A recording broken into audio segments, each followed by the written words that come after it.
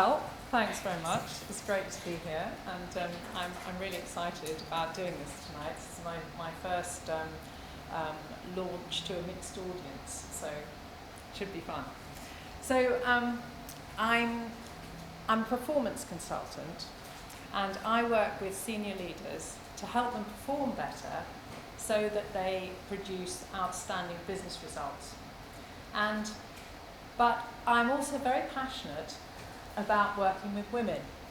And I work with women not so much with their performance, because on the whole, women overperform. What I do with women is help them to position themselves for recognition and promotion, because that's where I think I can make the most difference. And this stat here, I don't know if you recognise this, but this is one of the visuals from Lord Davies' report in 2011 on women on boards. And you can see that there's a problem. This is the top FTSE 100 board roles, and women are 5.5%. So things aren't good. And although there's a lot of hype about it, I don't think they're getting a whole lot better. And even this is in the face of the fact that there's growing evidence to suggest that that mixed boards work better together, and that they make more money for the company. So, it's a bit of a no-brainer, really. So why is it so difficult? Is it the system, or is it the women? Well, I think that we can safely say that in most organisations, because they're mostly men, tend to be male-defined. And is often not a particularly user-friendly environment for women. But some women do succeed in these circumstances. So the question is, how do they do it? And that was the question that I set out to answer in writing my ebook. So here's the ebook. And how to do it by women who've done it, wisdom from women at the top.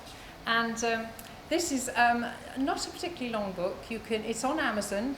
You can get it in PDF form for £2. And you can also buy it in hardback form on lulu.com for £7.99. So this really, tonight, what you're going to get is the story of how I wrote my book, its impact on me, and how it's helped me in the way that I work with women.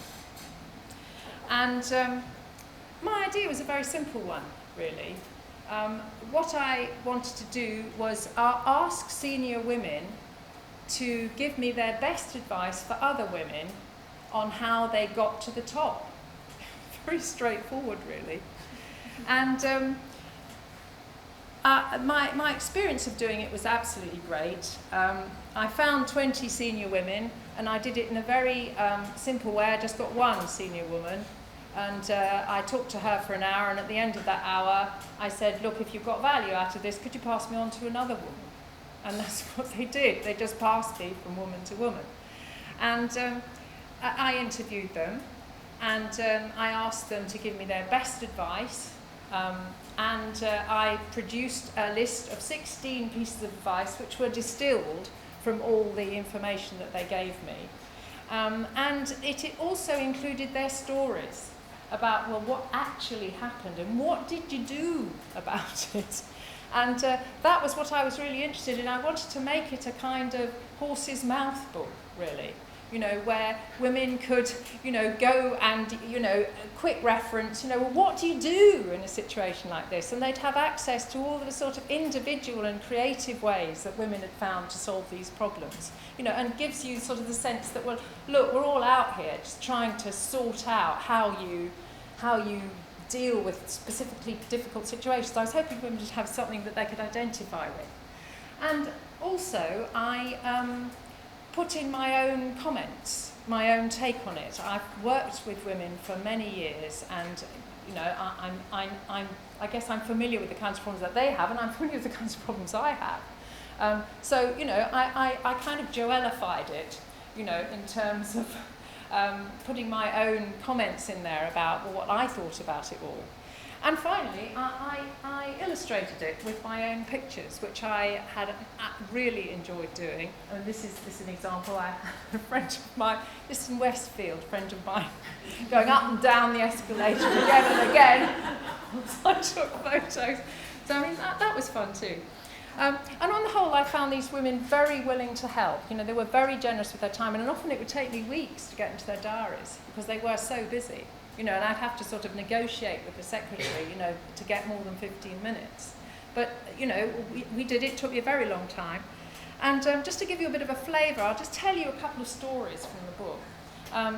One was about, one was from a senior woman in a strategic role in a global law firm.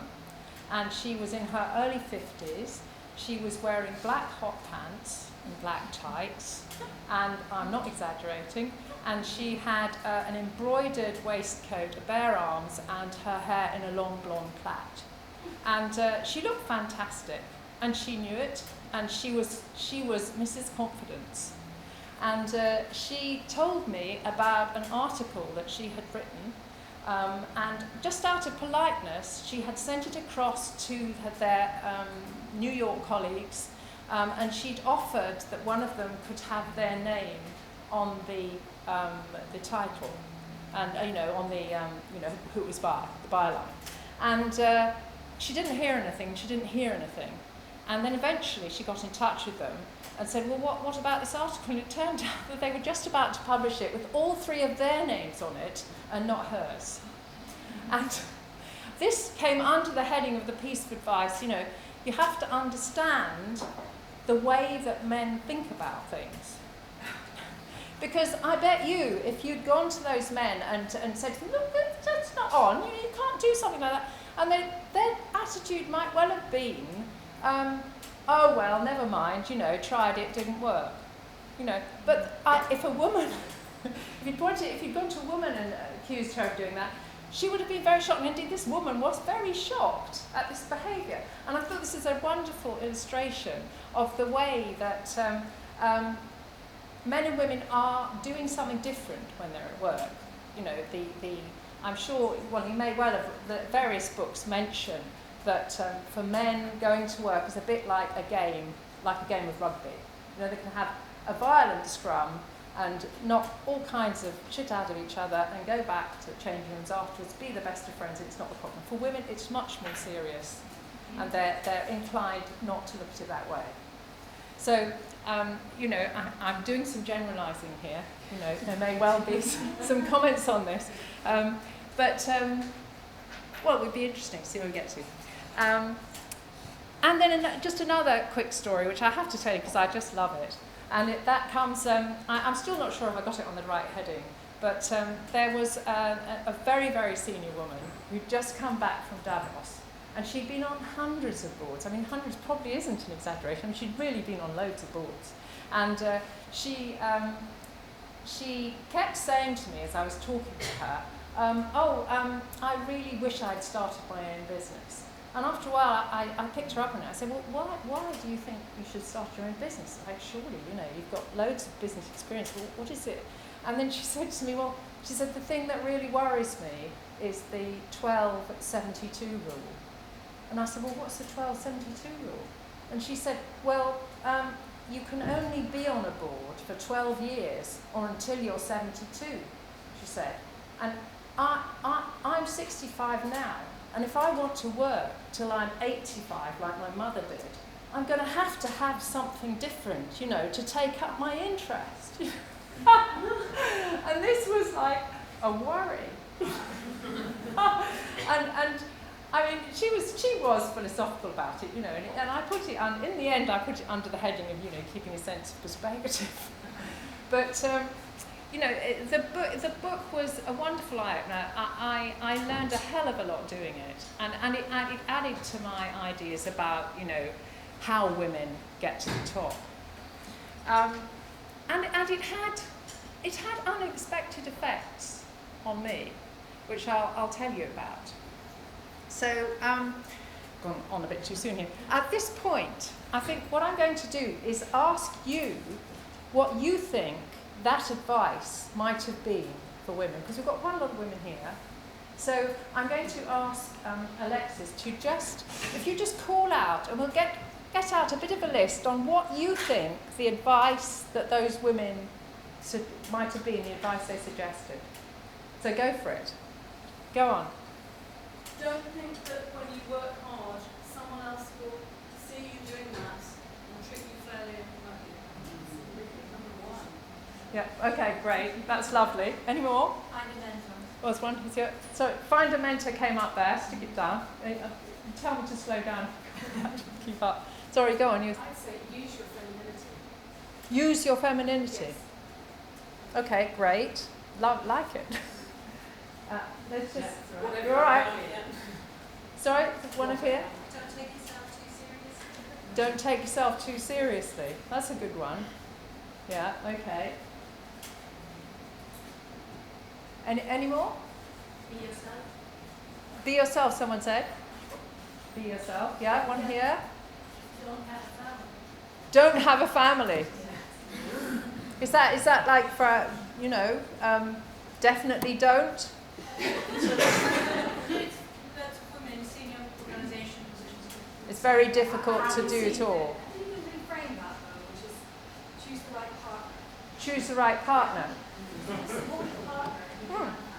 As many men. Yeah, no, interesting point. One at the back there. Don't overanalyze. Don't overanalyze. It's an interesting one. I like that. Get P&L experience. Get P&L experience. Yeah. Commercial roles, not just staff roles. Yeah, I think that makes a lot of sense. Yeah. What's this one? Well, I was going to say about don't have a family. I think I see the point says don't have a family because you're becoming out of working. So then if men that haven't had a family, they'll carry on progressing within the career. Whereas if you come out and have children, when you go back in, you're going back into where you left. Whilst men have carried on further up the ladder. So you're saying don't have a family because you get out of the progressive ladder, the progression ladder. Mm-hmm. Yeah. Okay. Right. So that's like an additional point to that. Yeah. One more there. Be confident and aim high. Be confident, aim high. Like it. Another one? Don't be afraid to embrace your success. Don't be afraid to embrace your success. Great. Right, just one more. Develop a very thick skin. Be very thick-skinned. Yeah, great. I think all brilliant pieces of advice. Okay, so that just gives us a flavour. And I'm going to now show you the list of advice that I got from these women. I mean, there's no right list, but this is what these women said to me. Okay? So here it is. Just read through.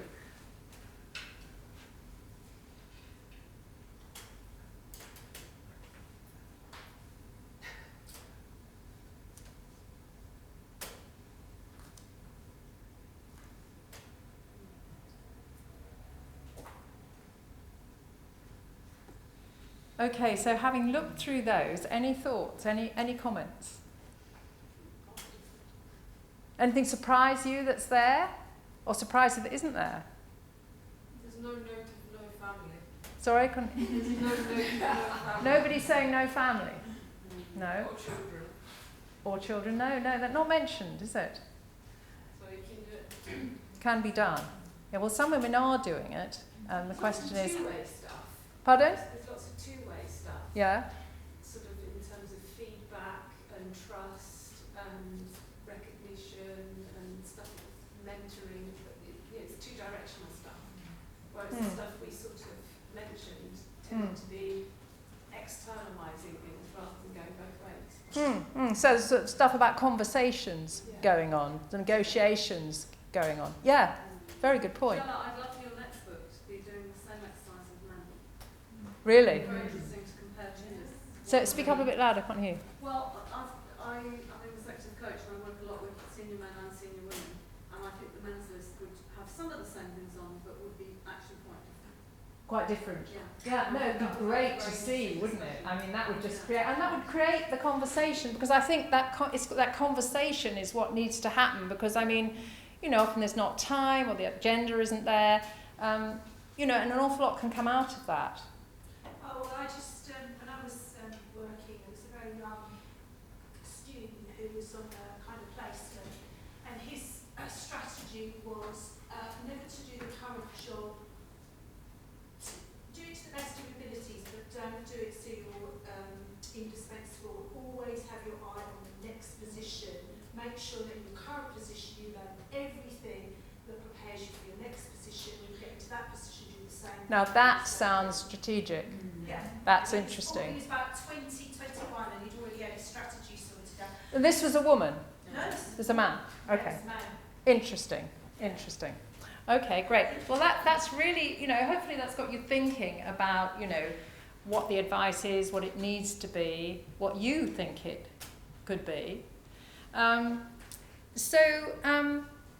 tell you my take on this. I won't go on and on about it, but it's just I think really I think there are two in there that are the most important ones and make the biggest difference to women's success in their career. And I think the first one is being visible, and the second one is being strategic. I think they're the two key factors, and if you think about it, if you take be visible, and if a woman is prepared to be visible, then it will make a lot of difference to a number of these other ones. So if you look at, you know, be visible, then she won't mind asking for feedback. She doesn't mind being visible. You know, she'll be okay about knowing what a personal brand is. She'll be okay about building a network. I guess if she doesn't mind being visible, she may well be okay about trusting people, but she may not. She'll be prepared to ask for what she wants. She'll be expect to be rewarded, and she'll command respect in the boardroom. So that being visible will make a difference to all those. And then if you look at being strategic, then she'll do due diligence on an organisation. She will be prepared to have a vision. She'll be flexible, think out of the box. She'll be curious, take risks. She'll find a mentor or a sponsor. I don't know if she'll do that, but she'd be more inclined to. Again, she would command respect in the boardroom. So, you know, that's, I think that those two make a big difference. And I'm just going to spend a little bit more time on both of those. And I think when you think about it, it's not really surprising that those two are important. And I think that if we take visibility, then if we talk about likability, Sheryl Sandberg, you know, who is on the board of Facebook and often referred to as the only grown-up person in the organisation, she says that likability is positively correlated for men and negatively correlated for women. So as women go up organisations, they become less likeable. And that for women who tend to be relational, they want to take people with them. They lost me place. They want to be connected, and they want to be approachable. And so that makes it hard for them. Consequently, I mean, like you were saying, Vic, you know, you have a situation where they wait to be promoted, assuming if they just keep their heads down and work hard, someone will notice, and they'll get, you know, they'll get moved on. In fact, what tends to happen is that the manager says, well, she's really useful there. You know, she's such a good sport, I don't want to get rid of her. And so she stays. So being visible for women is actually counterintuitive. It's quite difficult for them to do that. And then the other area is being strategic, but it's not just being strategic, it's being strategic for themselves. Now, they can be strategic for the organisation, they can be strategic for their friend. But, you know, being strategic for themselves is a really difficult thing for women to do. And if you think about it, being strategic means that you ask yourself what's going on behind the scenes. You know, what else is happening? And you use that to your advantage. Now, to many women, that's just scheming and unpalatable. And I mean, I have had conversations with many women who just say, I'm not going to do that. You know, I'm not going to hang about outside the boss's door, you know, hoping he comes out so I can tell him what I've been doing. You know, but what they don't realise is if they don't tell somebody what they've been doing in the organisation, how will they know to promote them? You know, and women will argue fiercely with me about that. So what did I actually find out? Well, what I noticed with these women was how strongly they identified with their personal brand, you know, with who they were, and how happy they were to use it at work. And, you know, their attitude was, well, people need to get used to it. They need to get used to the way I am. And so that kind of took care of the likability. They liked themselves the way they were. And they weren't going to, like, stop doing it. You could tell. And, you know, that gave them tremendous amount of confidence in the decisions that they took. And they didn't waste time worrying about it. You know, they just got on with it.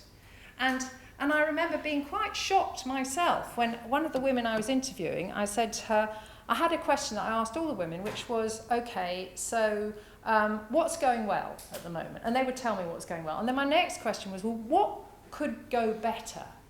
And I had one woman, and she stopped, and she cocked her head, and she went, nothing really. She said, and it's exactly, I have that sort of reaction, like, oh, you know, and she said, no, if things aren't going well, I just set about making them go well. You know, like, wouldn't anybody? You know? And that was quite an eye-opener for me. And what I noticed was how shocked I was, which told me something about my own assumptions. So that was really, really interesting. And I think what happened was it confirmed my belief in the importance, in the deep importance of personal brand. You know, knowing your personal brand and really taking ownership of it, you know, and being it. And so I want to just say a little bit about personal brand and the way that I look at it and the way that I work with it. And this next slide is sort of illustrates the cognitive approach to personal brand.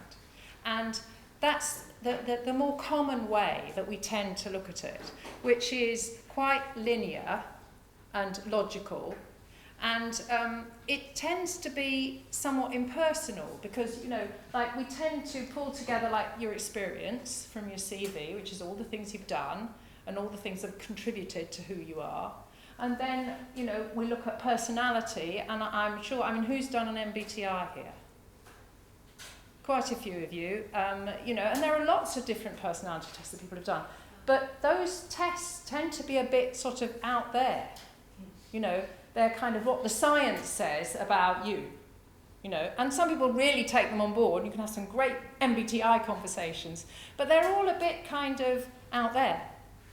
And then the other bit is how other people see you, which is, you know, obviously how you come across is very important. And this is a sort of conscious image that we have of ourselves. Okay, well, the way that I prefer to work with personal brand is in a more intuitive way. And so in order to do this, I use pictures. And it was actually by accident that I cottoned on to this. With all the women, I did an exercise with them on their personal brand with picture cards. And they were quite, you know, I didn't know how that would be, but my thinking was, well, look, they've given me their time. I'd like to give them some value. So this is something that I think they might enjoy. And you know, they seemed to get value out of it, so I carried on doing it. But it was a very interesting experience because the exercise actually involved them from a set of cards, which I have some of here, and they're just like playing cards, and I have them in my handbag, and they've got lots of pictures on, and I got them to pick 3 of these cards, just cards that they liked, and I also then picked one card for them, which, even though I didn't know them, it was amazing how you looked at those cards, you saw one, you thought, that's them. And you kept passing over it, thinking, well, it can't be them. And then thinking, oh, well, that's the one that seems to be sticking out, I'll pick it, so I pick it. And then we'd have a really interesting conversation about those cards. And they would, of course, be telling me about who they were. You know, what was important to them, why they picked those cards, what it reminded them of, what it meant to them. And we had a really interesting conversation about that. And then what I asked them to do was to pick a couple of words or a phrase or a song title to describe who they were. And so what we got, it might be something like creative champion or galvanizing leader or something in a 2-word variety. And then we had, I think, one sentence I remember was an argumentative redhead who fights in the service of the best results. That was her sort of epithet that pulled all this conversation together. And then the best one that I'll never forget was this diminutive head of competition in an American global law firm who suddenly burst into song and said, "The sun will come out tomorrow." And she said, "I have to sing it all now." And I mean, there we were on the 22nd floor of a huge office block, with London laid out before us. And she sang every verse plus the choruses twice, And I think it really brought home to me just how powerful it is when you get who you are. I can only describe it as sort of like a joyful giggling, really, that comes out of people when they engage, when they kind of get themselves. And it's so powerful. And one of the reasons I really like working in this way is because it's emotional. It's real for people. They don't forget it. They don't forget that experience. And they can draw on it. And then, you can use that to think about the kinds of decisions that they are then making and work out whether they are the appropriate decisions for someone like that to make. So it has a tremendous utility, really, in working with the parts of people that are very real, but also often quite unconscious, that they perhaps are not aware. People know, and it's almost like, oh my God, I've been found out. And yet, that's the bit that's real about you, that's having you do what you do. And if you don't know about it, then you haven't got the control over what you could be doing. Because, let's face it, you'll do stuff like that anyway. And it'd be very hard to stop you doing stuff like that. So wouldn't you want to know about that as a driver in your life? So, I found this totally fascinating. And I actually picked this to do with these women who were actually being themselves in an uncompromising way and sort of using the juice to run themselves that was just there. So it was a very simple equation for them. So I kind of developed this very simple model which kind of pulls it together, really, which is this idea of, this is who you are, and you need to keep a strong link between who you are and what's important to you in your life. And, when I think about the women that I talk to, one example was someone who, the one that burst into song, for her, having an equal chance was what drove her, what was really, really important to her. And she'd done a lot of work with the caste system in India. She was part Indian. And that drove her. And then she's head of competition.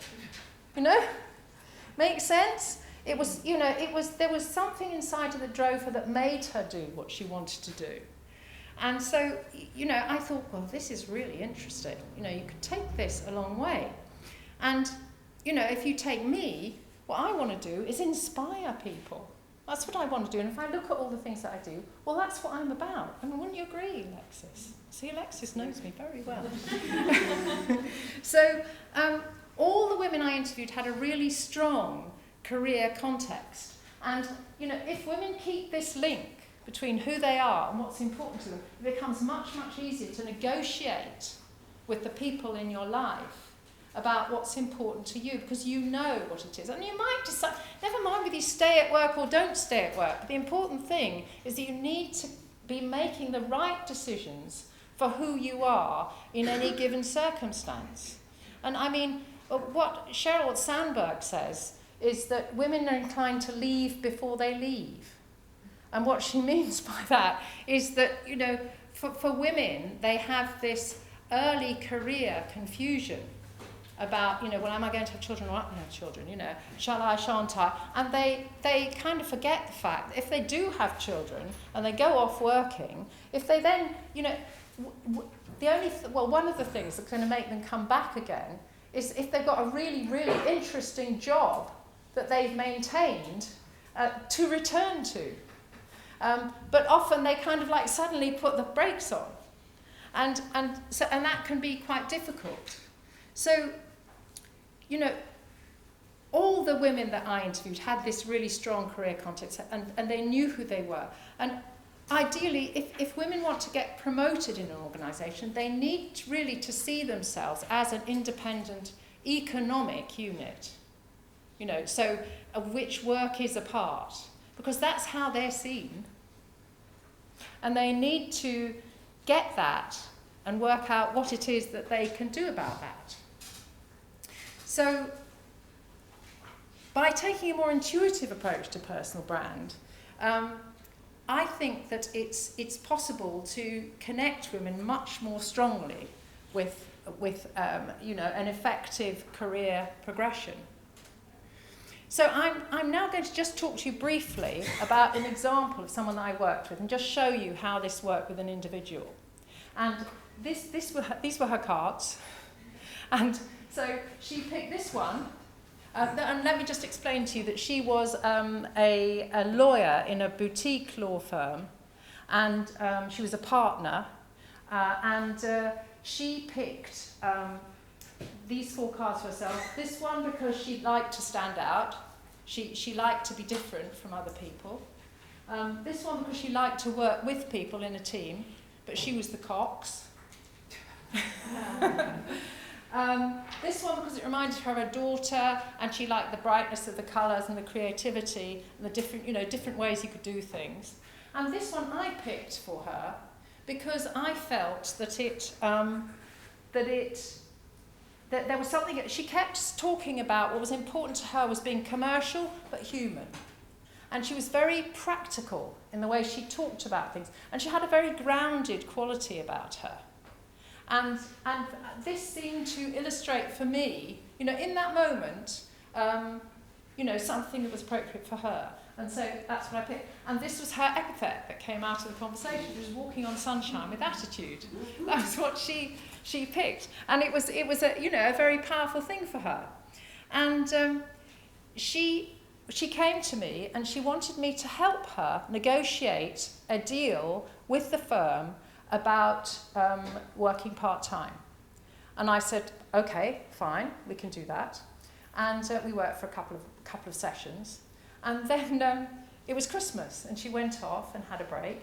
And then when she came back in New Year, I was preparing for the session. I thought to myself, do you know what?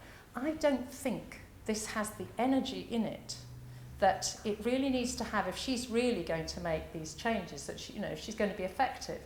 And so I thought I must mention that to her. So I went into the next session, and blow me down, the first thing she said to me was, do you know what? I don't think those goals are really right for me. And I said, tell me more. And she said, well, do you know, if I'm walking on sunshine with attitude, I mean, negotiating a part-time deal with my boss, you know, isn't really, you know, what someone like that would do. And I said, well, what would someone like that do? And she said, well, so I'm going to have another child, and I'm going to be managing partner of the firm in 10 years' time.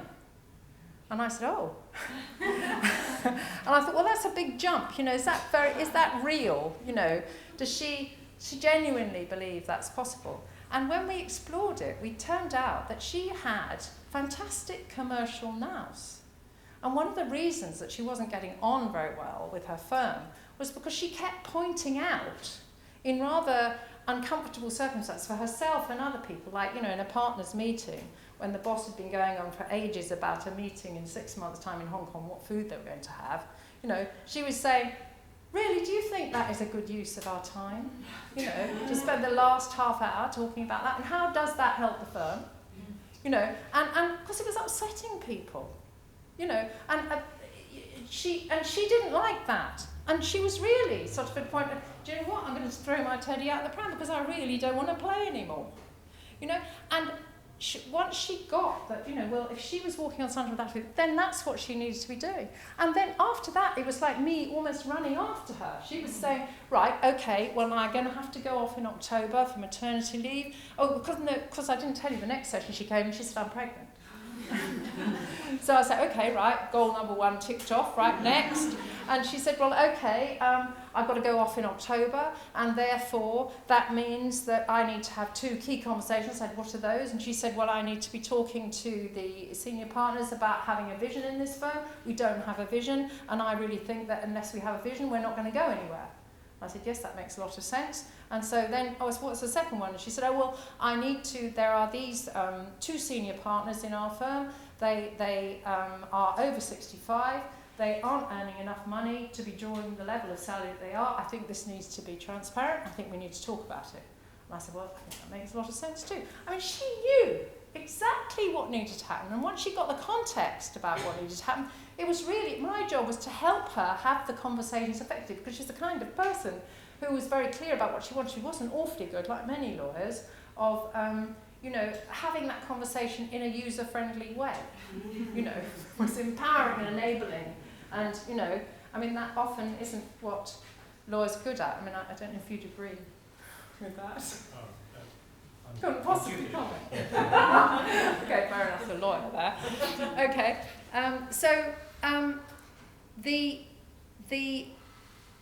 the goal that she had actually defined the actions that she needed to take.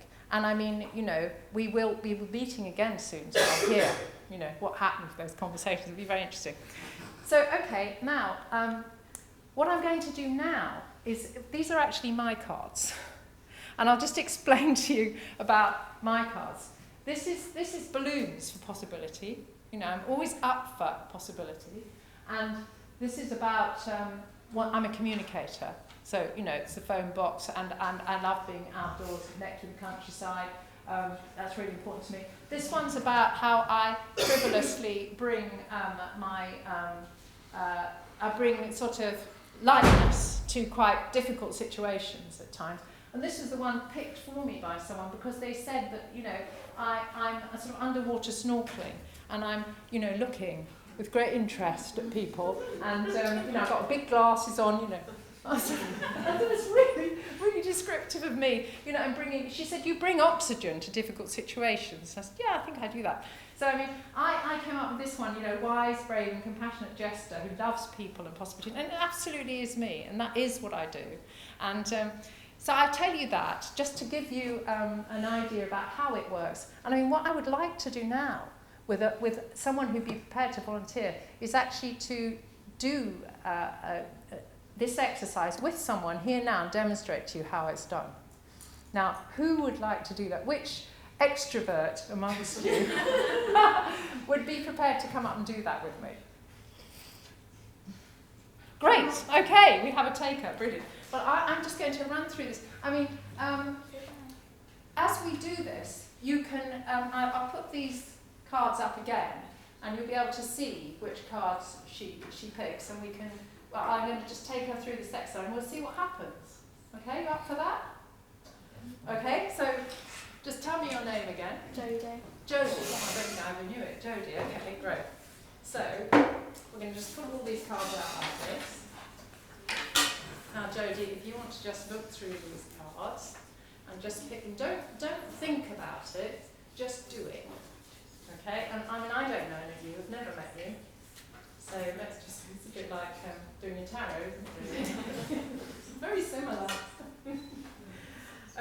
So have a look at those, Jodie, and see what you think.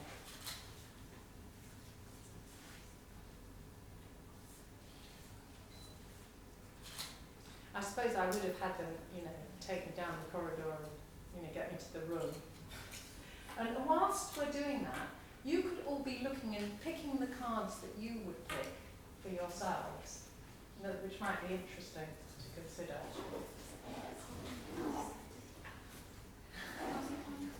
Three cards for you.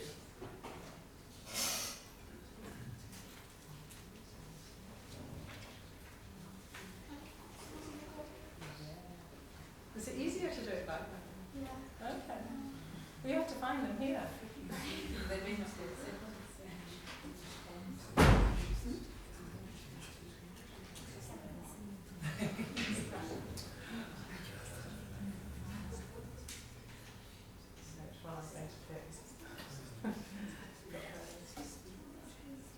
Right, good, okay. So we've got the three cards. So let's just talk about those. So, tell you what, could I just borrow your piece of paper, Joella? It might be good actually, you can write your notes. So, okay, right. Now, I'm going to do this quickly, Joella, okay? So, she's picked a mirror, a car mirror, which doesn't actually seem to be up there, which is rather strange. Anyway, it's a car mirror. You know when you look in the mirror and you can see behind you? Okay, so that's the first one. Why did you pick that? Because it's like a high road and travelling. Yeah. Like an adventure. Okay, right, an adventure, travelling. Okay, and why is that? You've got a mirror looking behind you as well as in front of you. You can, or at least wait a minute, you can see in front of you and behind you with that mirror. I was just looking at it as if it was in front. Looking as if it was in front. Okay, that's interesting. So you like to look forward. Yeah. Okay, right. And you like adventure and excitement. Yeah. Okay, great. So how about this one? This one is the, this one here, which is somebody standing on a boat in the sea. Okay? So, why did you pick that? I love the sea. I like the tranquility and Tranquility. a scuba dive. And I think it's like a whole different world into there. Okay, so what is it you like about that world? It's really calm. Calm. And I like when you scuba dive, you can just swim along with the fish and it's as if you're not there and you look into their world. Oh, fantastic. Okay, so it's a sort of like, it's this calm, peaceful world beneath all the busyness above. And even just when you're on a boat on top and when you listen to the waves crashing ashore. Hmm. So is that sort of almost like a spiritual thing for you? No. No, but No, it's just like, what is it about it? it's peaceful. Peaceful. Okay, so peaceful is really important. Okay, great. And what about this one? This is one where they're all standing beside the sea, waving their arms, and it looks as if they're doing sort of yoga or something by the sea. Yeah? Okay. Doesn't seem to be out there either. Never mind. I think it looks fun, and I was looking at it as in a group of friends, maybe on a holiday, maybe going to a beach party. Yeah. So friends and partying and like having going out and having a really great time. Yeah. That's really important. So friends and partying. Yeah? Okay, you can do anything's okay, yeah. Okay, brilliant. I'm doing this incredibly quickly. It'll probably take me about 20 minutes to do. And then this is the card that I picked for Jodie.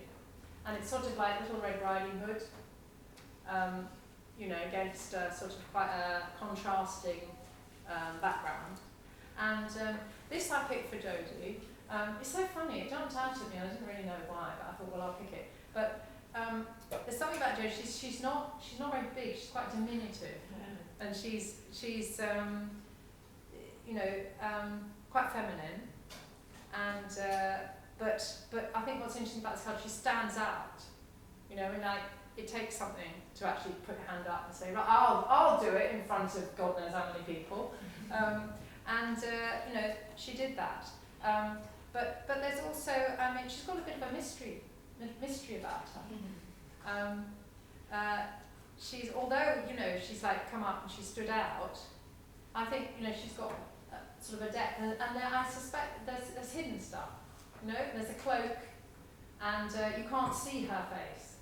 You know, so I mean, there's something, you know, something immediately connecting, and then there's a hidden depth to you, which kind of fits with the fish and the, you know, under the water and the peaceful. How does that strike you? Does that fit? That's good. Yeah. Really? I like it. You like it? Does it feel right? It does. Yeah. Okay, great. So, I mean, it's extraordinary in this conversation is how it just like comes out. Like a stream of consciousness is just weird. Okay, so then, Jodie, if we were going to pull all that together in like a couple of words or a phrase or a song title, do you have any? Sometimes at this point, you know, people do just burst into song, or they just like it's extraordinary. But nothing strikes you right now. Okay, so I mean, anybody else can call out. They might kind of see a way of pulling all this stuff together. Any thoughts? Am I going to have to do it? She's a mysterious adventurer. A mysterious adventurer. How does that fit? Well, yeah, that's good.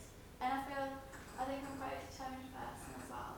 And I work hard. Yeah.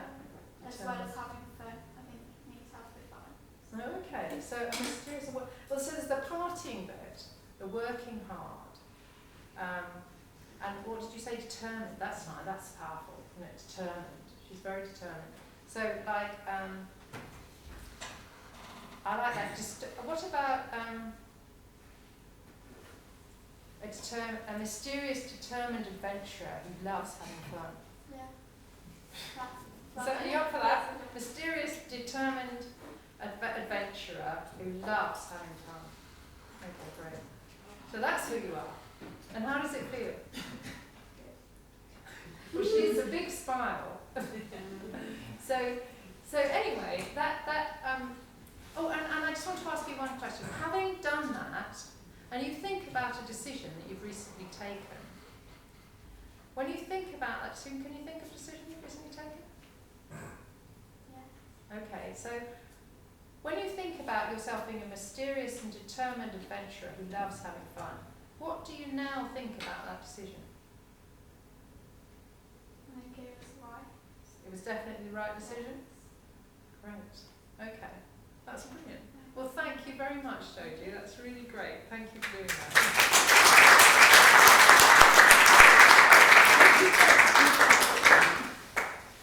So anyway, I mean, hopefully that's been useful.